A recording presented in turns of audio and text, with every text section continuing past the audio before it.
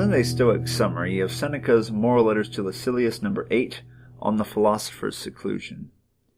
Seneca goes all over the place in this letter, but I'll sort of give you the highlights. He says that it's well known that a Stoic philosopher is supposed to die in the midst of active work. Therefore, how can Seneca keep himself shut up all day? He's always at home. He's not out and actively doing things in the public sphere. Seneca says he can help the greater number of people by staying in and writing for future generations. He says that he doesn't even schedule time to sleep. He studies and writes until he collapses, basically. His job, he says, is to point men to the right path. And part of that is telling us to avoid whatever pleases the masses. We've heard this before.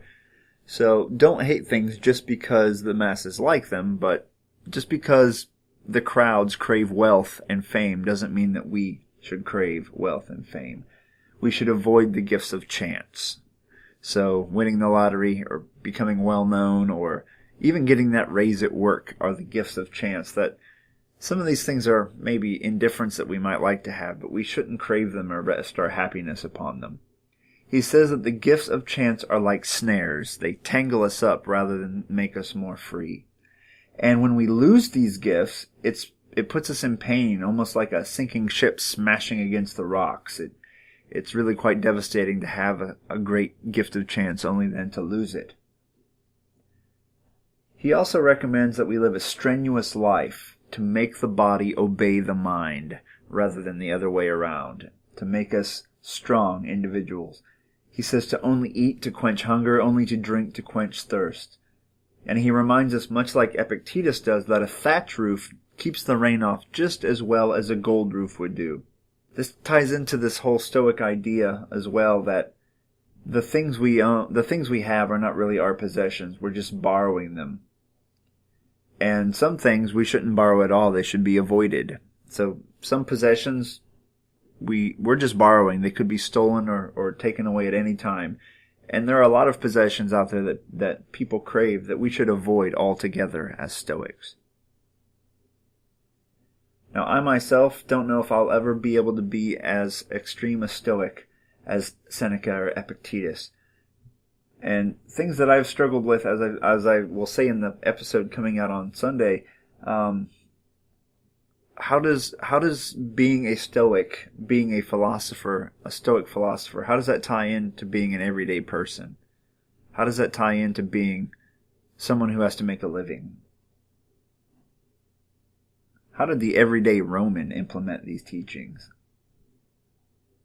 But there is always great advice in these writings, even if I don't know if I can live up to them, or if I can't live up to them now, maybe one day. But I know I need to cut back my desires for stuff.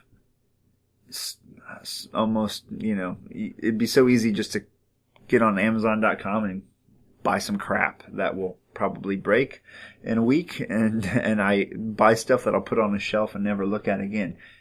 That's a habit that a lot of us have that we need to break. It's also worthwhile to keep in mind the idea of eating to live, not living to eat, and trying to check gluttony. But I myself am going to set up Seneca and Epictetus and Marcus Aurelius.